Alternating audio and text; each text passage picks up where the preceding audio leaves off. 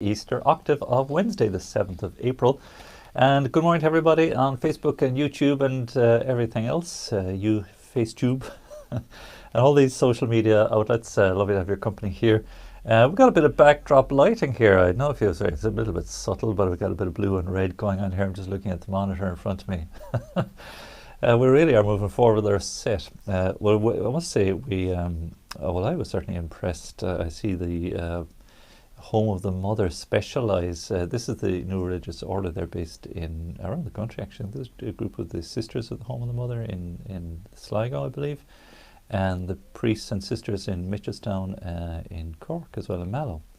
But they specialise in really good, high quality video. This is part of their ministry, and they do it well. I just was very impressed with Father Luke and just the set and the way he approaches the whole chat show type thing or conversation type thing on social media. So we said we'd up our game a little bit here as well.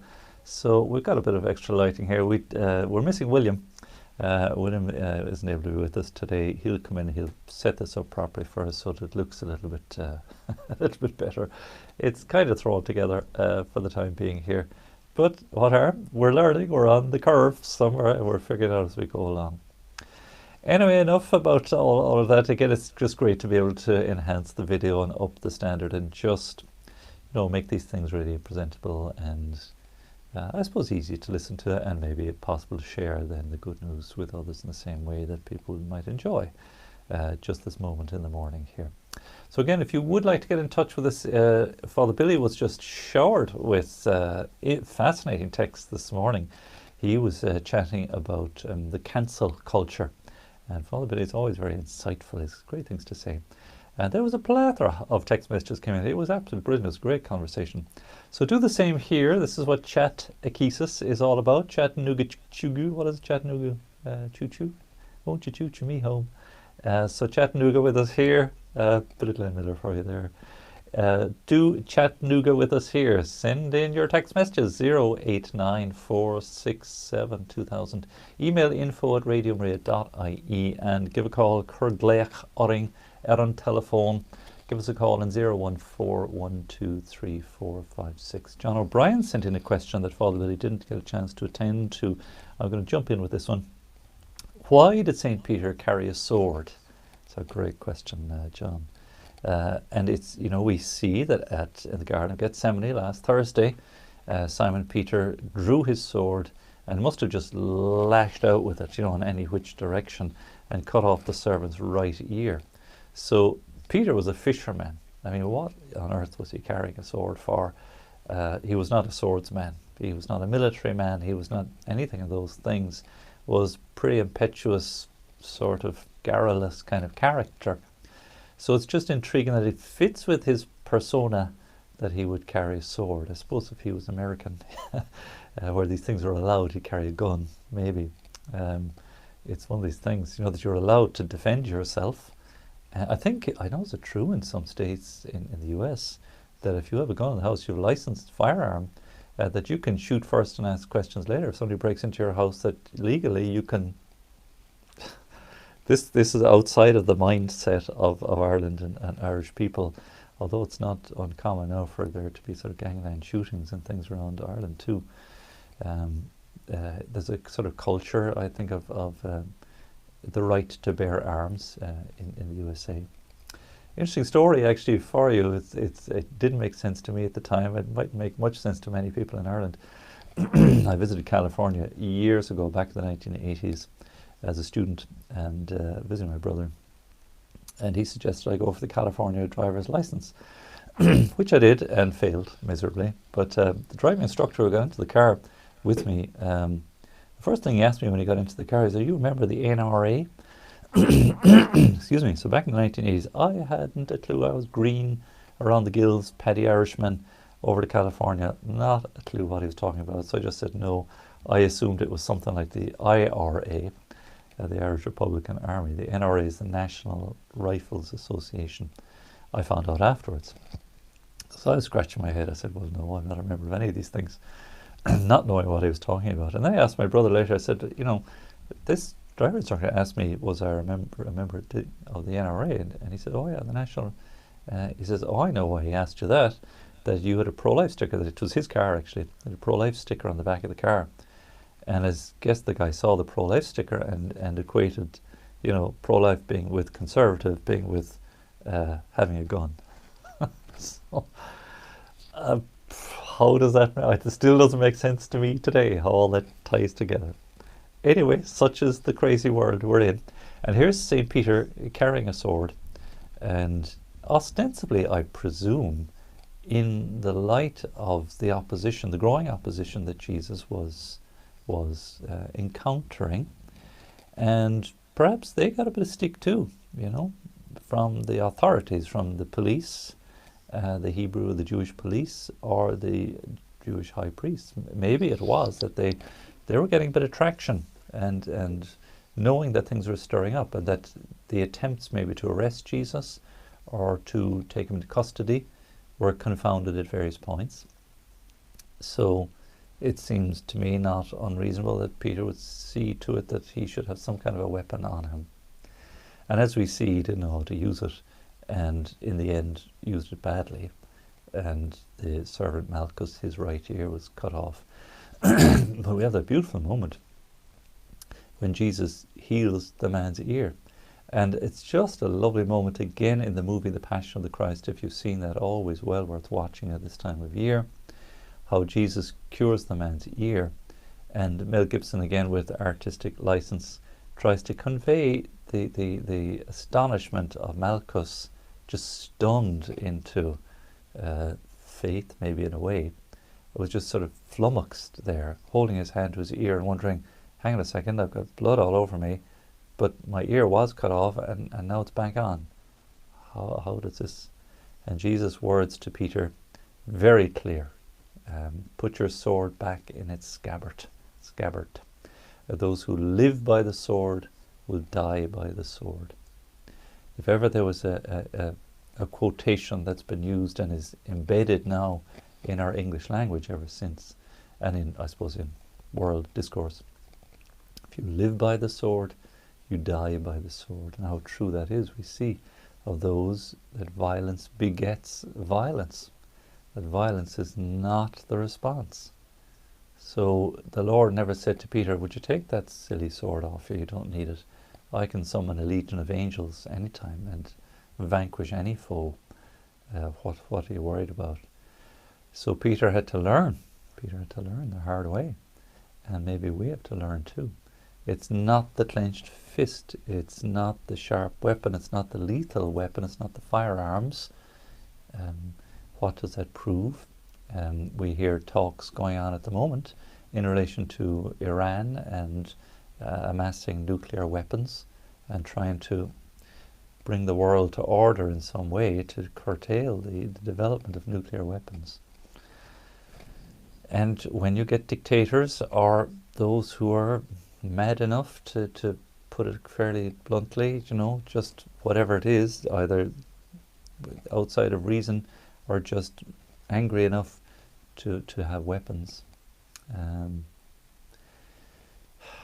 This what are you left with? There are those of that mentality, sadly, I suppose, who maybe haven't seen the value of peace and the necessity of cultivating peace and dialogue, even in the midst of aggression and anger, and we see the weaponization of so many things now. And a certain kind of attrition, a war of attrition, even in the realm of the internet and social media. It seems as if, you know, going back to Cain and Abel, that this war between brothers is the result of sin.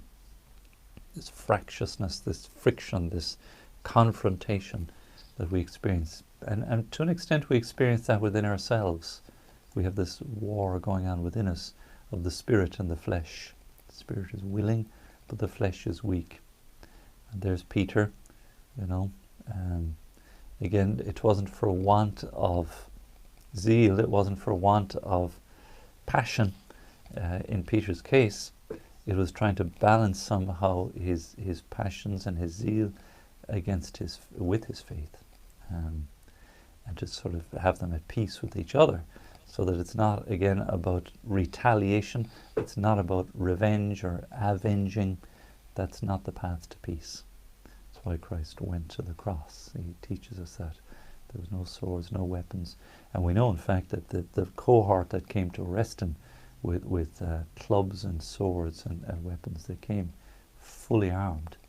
And some of the private revelations will tell us how badly they mistreated Jesus in tying him up with ropes and pulling him with chains. And again, that's depicted very graphically in Mel Gibson's movie The Passion of the Christ. I think according to the revelations of St. Catherine Emmerich, Mary of Agreda, some of these, is she Saint? Is she Catherine Emmerich? Anyway, blessed maybe. Very graphic how they really maltreated him and had him tied up all the time, you know. Again, we're not told those full details in sacred scripture. Excuse me. But there again, this is the kind of aggression that's not necessary. The Lord didn't need to be contained like that. Now he was willing to allow himself be arrested and willing to allow himself be interrogated and taken by them. Again, he could have easily have resisted. So Peter didn't need to carry a sword. But nevertheless, he learned, and we have learned, and we see from that moment that, again, retaliation with force is not the way to bring peace. Only the way of Christ in the end. So we have the beautiful gospel today, which is worth a thought or two. The two disciples on the road to Emmaus, Clopas. Excuse me, we're not told who the other disciple is. Is it Mrs. Clopas, some would say. We're not told who it is. Could be, because she's one of the ladies, one of the women there. And, you know, Clopas says, look, you know, the women of our group have told us this. And if it was Mrs. Clopas, then she would have certainly been in with the women. Maybe she was kind of part of the group. Who knows?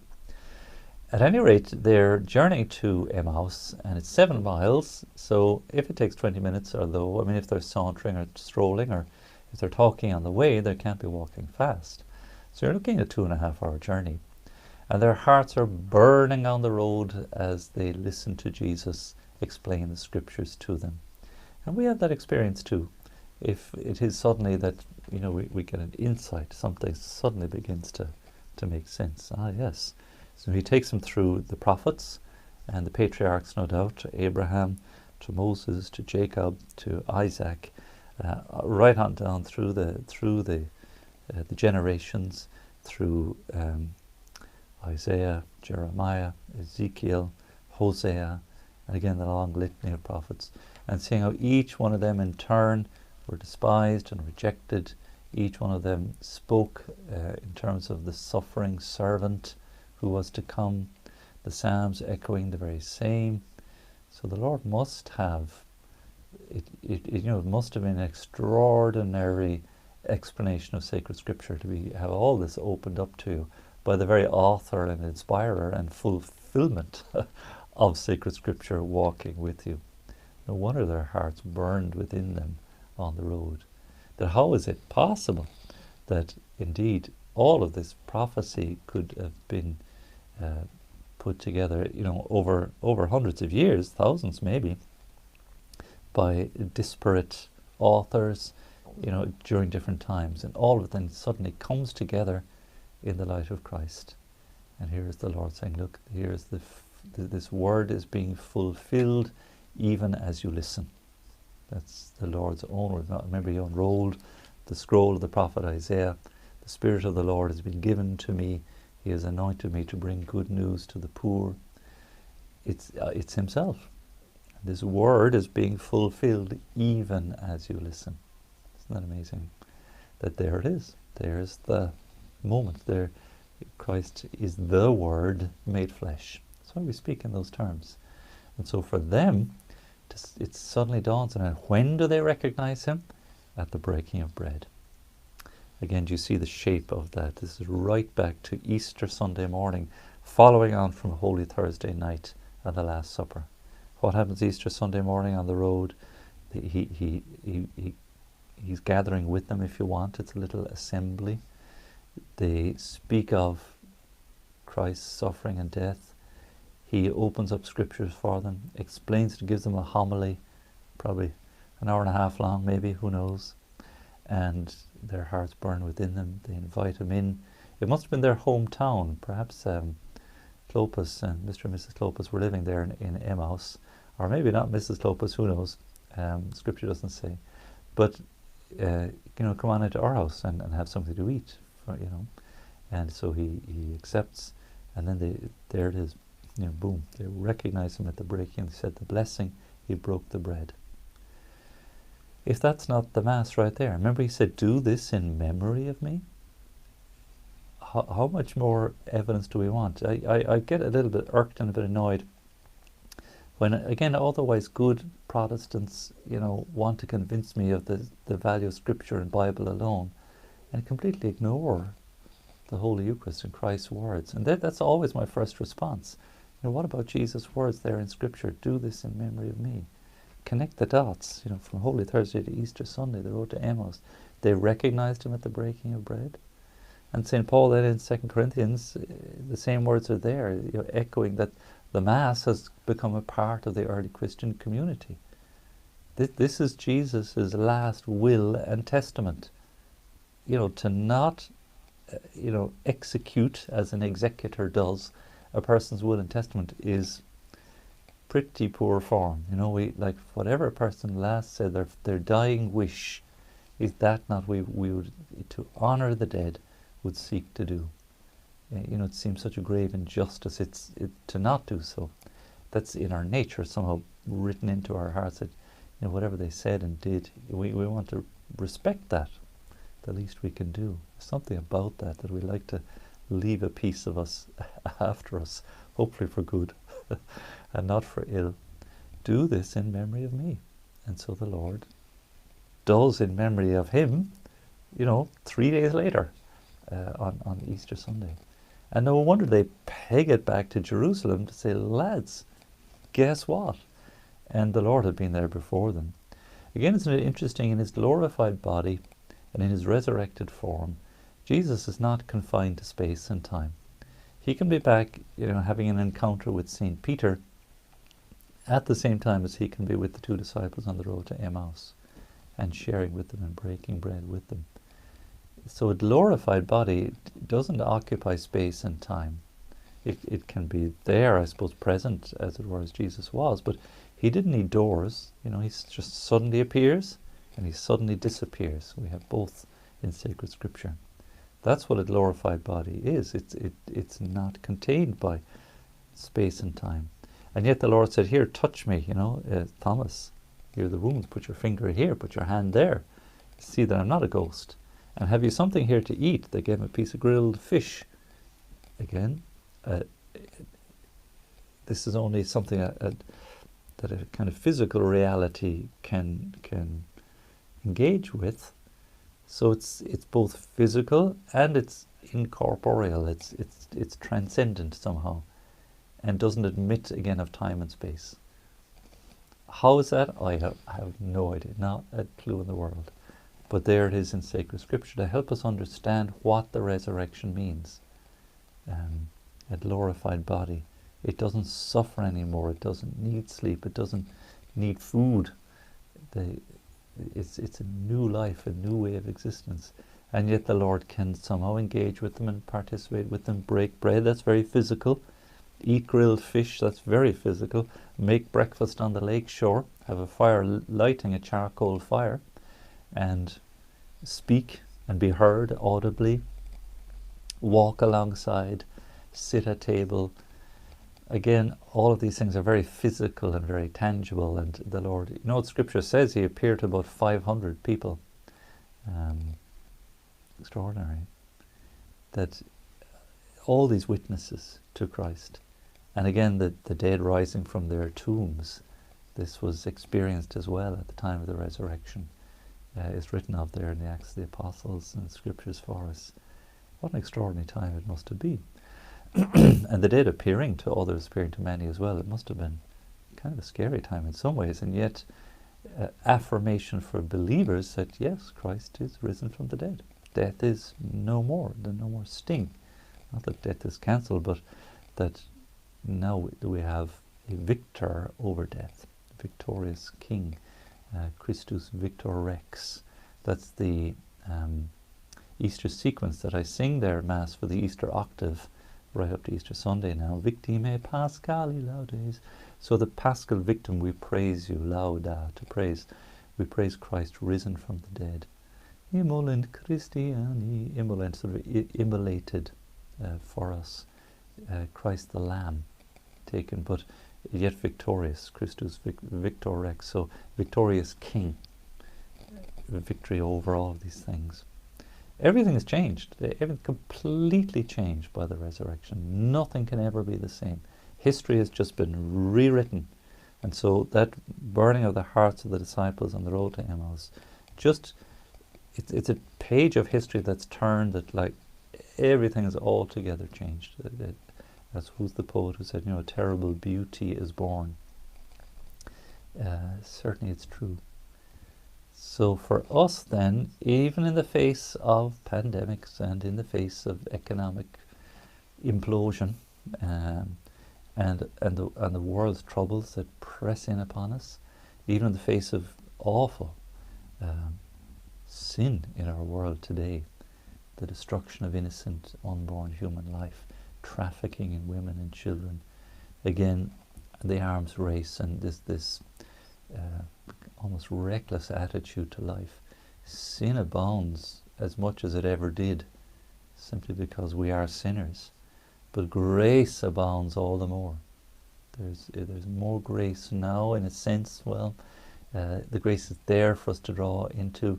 More people are discovering that grace, and it's a free gift given to all, given to the whole world. I met a man yesterday. I'll just close with this idea. We'll have a little piece of music from Libya. I was just stopped I'm using the promotion car these days, doing my own little promotion for the radio. I stopped the car just to drop some Radio Maria letters into the post box, and just walked across the road and walked back. And a man was passing by from Libya, so he looked, you know, not dark skinned, but I suppose tanned, in that obviously didn't look Irish, not pale skinned like us, pale faces. And was stopping to take a picture of the car. That's happened a few times now, actually. Just last week, the week before, there was, are they probably Italians or Spanish? Not sure. They looked, again, obviously un-Irish, but saw the car and were fascinated, pointing and taking pictures. So Radio Maria has got its name around the world, and it's fascinating to see it here in Ireland. And so this man from Libya, he had seen the sign of Our Lady on the side of the car with the Arabic writing on. And that just really caught his attention. And he saw me then move to the car. He said, "Oh, this car is yours." And I said, "Yeah, and you know, I'm working with Radio Maria." So he said, "Is Radio Maria available in Arabic?" And I said, "It sure is." As you know, we had the Rosary from Nazareth there for just last week, the week before, wasn't it, for the World Family of Radio Maria, and from Nazareth.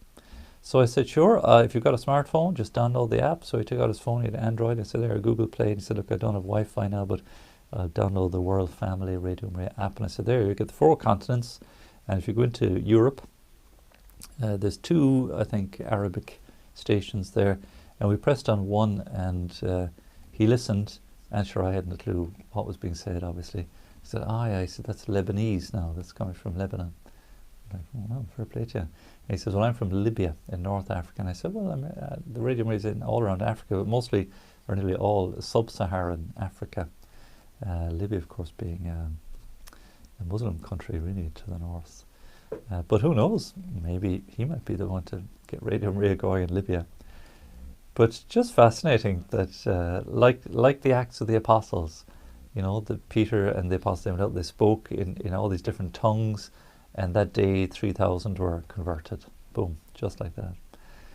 So there we are. There's one man, hopefully, he took the car there, and hopefully he's downloaded the app and he's having a listen in to Radio Maria in Arabic now. Extraordinary. Very good. Catherine's lined up a couple of pieces of music. I'm going to pause here, and thanks for your company. Again, do please get in touch. We do love to hear from you all the time. 089 467 2000. Thanks, Peter. The Yanks, he says, have a saying: "An armed society is a polite society." Well, certainly I'm going to mind my P's and Q's if you're carrying a loaded gun, that's for sure. Um, pass. I better not. I better not go further than that. Thanks for that, Peter. Let's see. Audrey said there's a request for music, so maybe Audrey has said, Catherine, if that's okay, because we like to play our requests when we can. It's kind of hard to fit them in because we do more talking than music here at times. Even though there's some great resurrection music, I see Matt Maherett on there, Christ is risen. And we're playing one lately. Is it Don Francisco? He's singing about the resurrection too. It's a kind of dramatic one. I think it's his voice, and I've heard it myself a couple of times randomly. Another great, powerful resurrection kind of anthem is David Phelps. It kind of ends with an epic, he rose from the dead. What's that called? Anyway, I play it from time to time. It's a nice one too. The epic resurrection songs. We'll play some of those for you too. So anyway, for Moraid, thanks Moraid for getting in touch. This is for you. Abide with me, which is appropriate too. I will remain with you always. The Lord's very own words at the Last Supper. Audrey has said. So 089 467 2000. Please text and WhatsApp us here. Drop a comment on our Facebook page here and on YouTube, and we'd be happy to check in with those too. I see we've got a growing number of messengers now on Facebook Messenger. Shout out to Francesco in Korea. It's 8 hours, what is it now, 8 p.m. in the evening if he has time to listen in at this hour. And a shout out to everybody again who's on our social media. Do please get in touch. And again, to give a phone to the office here, Mary will answer the phone 014123456 plus 353 14123 And if you want to drop us a line the old-fashioned way, we all like to get letters and cards. We're here at St. Anthony's Business Park, Ballymont Road, Dublin 22. So abide with me, Audrey Assad from Moraid.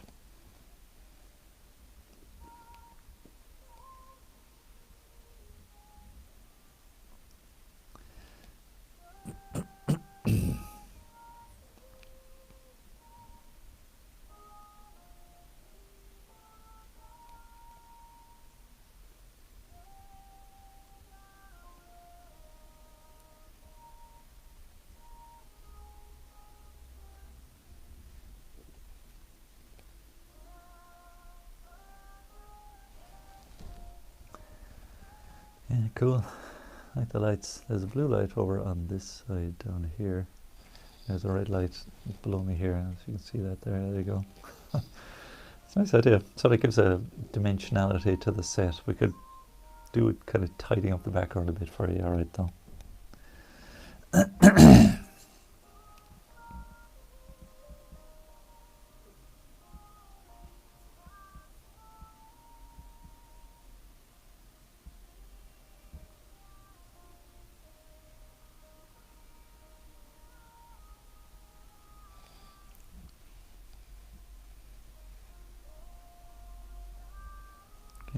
Question there. Let's get my head around that one. Very good. Let's see what else we got here.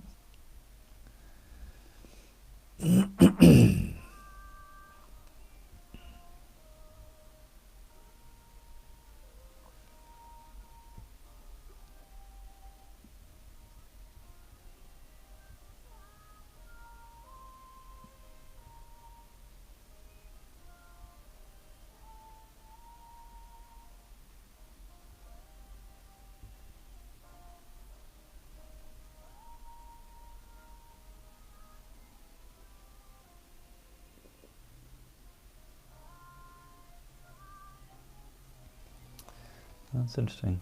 Okay, let me try William's little trick here. Okay,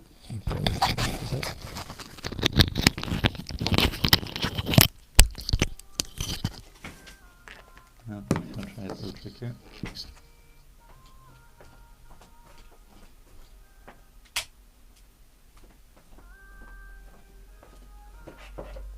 it cool? Does that work? I think it kind of works. We'll try it. Oh, maybe not. It's actually a small bit dark, isn't it? Oh, let me see. Oops. Wrong ones.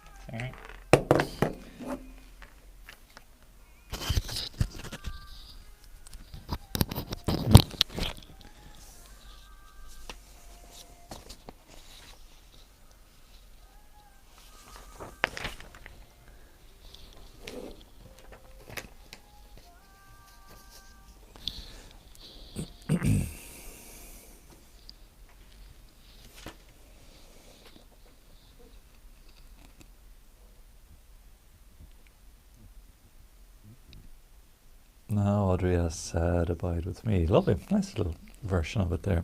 That's for Mairead, especially. Thanks for getting in touch. Yeah, I tried. William was suggesting turning off the studio lights and just see how the RGB lights go, the ones in the background here. Don't know. All for the glory. You can see less of me maybe and more of the Lord and Her Lady. That's fine by me too. Anyway, what price glory? Wasn't that Father Benedict Rochelle, that line, you know? What price glory? He tells some amazing funny stories. He's just hilarious.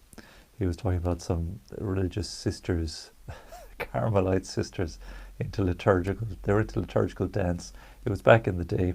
Now it works, I think, in countries like Africa. I'm not sure if it works in the West as well. But he described them as whatever mass he was attending, they came out and dressed in the liturgical colours of Our Lady of Mount Carmel, attempting to do liturgical dance. And one of them, he said, was a little bit overweight, perhaps, for this activity. And the next thing, crash, she fell over and candles were shaking and everything was. And he said, oh, well, what price glory? So he said, what could you do? You could only smile at our attempts. He's a great storyteller. He tells it much better than I do, of course. We don't do that kind of thing well in the West. We don't. We just stay away from it. Leave it to our African brothers and sisters. They're so much better at these things. There's probably other contexts maybe that would suit. So what price glory? Here we are in front of cameras and all kinds of things nowadays. God between us and all harm. We'll just see how these things work and not upset about them too much. So thanks, William. William's been working away in the background, helping us along. Now, where did it go? There was a message here, I think, from Peter. Oh yeah, that's a nice one there, actually, from Liam. Thanks, Mel. Where'd it go? Yes, Peter's saying, why did Jesus disguise himself when he met the two disciples on the road to Emmaus? That's a very interesting question. I don't know. Why did he not reveal himself in all his glory there and then? He could have, and sort of blown them away. I suspect, and I'm sure it's the case, that the Lord, again, never imposes himself upon us. Faith is not something you can kind of hit somebody over the head with. That there's a sort of there's a journey attached. So there's something about meeting on the road and them not yet recognizing him and journeying, as it were, to faith. They were blind. You see, they said, look, our hope had been that he would be the one to set Israel free. So they weren't exactly where the Lord needed them to be. So he helped them along. He kind of pulled them along and said, look, no, forget about that idea. Go back to sacred scripture. He brought them back to the scriptures. And so didn't finally reveal himself to the breaking of bread. I think, as a good teacher, it seems to make a lot of sense. And maybe it should penetrate our minds and hearts too, that we're on the same journey. As Catherine actually said, she sent a text there as well, that here they were going away from Jerusalem, the disciples, and it took an encounter with the Lord to turn them back in order to become missionary. That they had sort of walked away from it and they had stopped short, their faces downcast. Our hope had been, but forget about that, our hopes have been, and that's the wrong answer. So nice touch really from the Lord. See the difference it makes. He let them make part of the journey themselves too. So I think that's the reason, Peter. It seems to make a lot of sense, really. And you're going at me with a kind of philosophical question there, maybe, or what was there before God made the heavens and the earth? Now listen, I have no idea what was there before God made the heavens and the earth. But what we do know, because God has revealed it to us, is that God is, I am. I am who I am. I wouldn't lose too much sleep trying to ponder over that one, because it's way outside our pay grade and our capacity and our ability. We simply know that from all eternity God is. And how is it then, maybe the better question might be to ask, how is it that in our time God would seek to enter into his creation and reveal himself to us? And in such a most extraordinary way, through his life, his teaching, his miracles, his suffering, his death, and now his resurrection. What a God we have. who loves us so much. So rather than, speculating too much about what was before there was creation, well, look at what we do have now. Look at the magnanimity and the love of our God for us.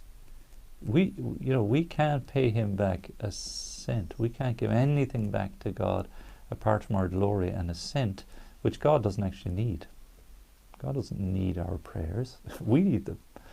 And so God has made us, and our hearts are restless until they rest in him. Our task is to try to bring to realize that and come to live according to that teaching. So you can do a Thomistic thing and try to figure out, ask questions about creation and so on. Maybe the better energy would be spent on focusing on where we are right now and how God certainly has blessed us. What is the difference between the word apostle and disciple? Well, disciple comes from, that's Catherine there. Disciple is a follower. Discipline takes up a certain way or path, a follower. An apostle, I guess, are the 12. He called them apostles. They were the chosen 12 who were to be the 12 foundation stones of the church after the 12 tribes of Israel. And Matthias, of course, replaced Judas afterwards, was elected. We'll come across that story soon, as the 12th apostle. And 12 is a biblical number signifying fullness, or even perfection, a kind of a full expression of. And yet St. Paul, then apostle to the Gentiles, a kind of an apostle by election in some way, or by appointment, or by calling. And so the apostles then carrying on the tradition of the church in a sort of direct line from Christ himself. And then the disciples as followers in the same way. So I guess the apostles have a certain authority, the keys of the kingdom, and to do in memory of the Lord what he asked at the Last Supper. What does the word evangelist mean? And can you tell me their names? Well, we have 4 evangelists. We talk about the 4 Gospels principally as evangelists. Well, everyone in a way is called to be an evangelist. Evangelist comes from the word euangelium, and euangelium, EU in Greek means good, and angel or angelos is a message, which is where the word angel comes from, because they are messengers. So euangelium, I suppose Latin, good news. So an evangelist then is somebody who actively promulgates and spreads the good news. So you and I, by virtue of our baptism, are called to be evangelists, bringing good news to others. It's a great word. The prayer that Pope Francis wrote in honor of St. Joseph. I don't have that handy for you, Catherine. I can text it to you maybe later on. It's on our lunch. If you listen to our lunchtime rosary, actually, you'll hear it at the end of the lunchtime rosary, just before 1 o'clock as well. Thanks, Liam. That's a great story, perhaps for another day. We've told it before, but the story of the Jesuits that survived the atomic bomb in Japan. I can never remember, is it Hiroshima or Nagasaki? I think it's or Hiroshima. It's there. That they were practicing the message of Our Lady of Fatima and were spared. They suffered no after effects of the atomic bomb that dropped there, and had great faith, of course, in the Holy Eucharist. Thanks, Liam. That's true. Another Eucharistic miracle, if you want. And thanks to Christy and Tina are watching on Facebook. Lovely to have you with us, and everyone else too. Ulrika is there too, and Selma is listening in too. Who else have we got? I don't know about the others. Just texted to me here. So thanks indeed for all your messages, and just for getting in touch with us here, and those little questions and interactions too. Again, I wouldn't be much into an armed society, as Peter is suggesting there, with actual physical weapons. The armor of Christ really is the breastplate of the truth, the shield of that St. Paul speaks of, the shield and the breastplate, and the helmet is the helmet of truth. I don't know, I can't remember the quotation with the other 2 pieces of armor, but St. Pio, of course, will speak of the rosary as the armor, or the weapon. Prayer is the weapon, and the sacraments are weapons against the evil one. Because whatever about physical conflict and physical attrition and physical differences, let's say, being settled through violence or attempting to settle through violence. It's the spiritual that we really need to battle against.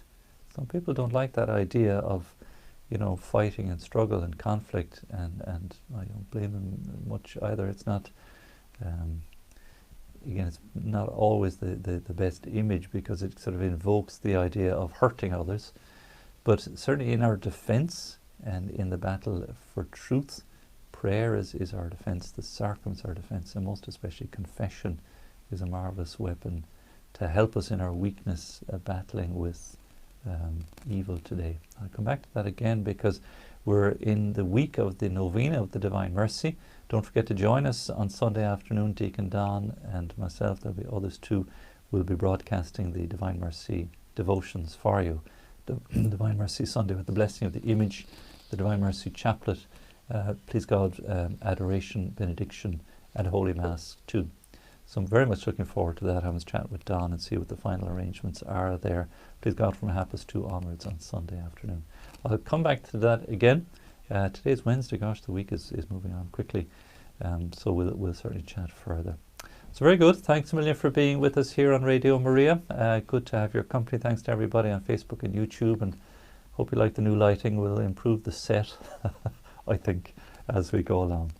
We won't worry about it too much, but at any rate, it's meant to make it just a little bit more conducive, perhaps, to the sort of spiritual dialogue and exchange here as well. Catechesis or Chatechesis too. So God bless you all. Do keep listening in, all our dear listeners and friends. We're going to pray our Regina Caeli now, instead of the Angelus. Regina Caeli, Queen of Heaven, for the Easter season. And of course, our midday prayer. So thanks for your company. Thanks to Catherine at the mixing desk. Our bells now will just give us a pause, and we'll be back with our Regina Caeli.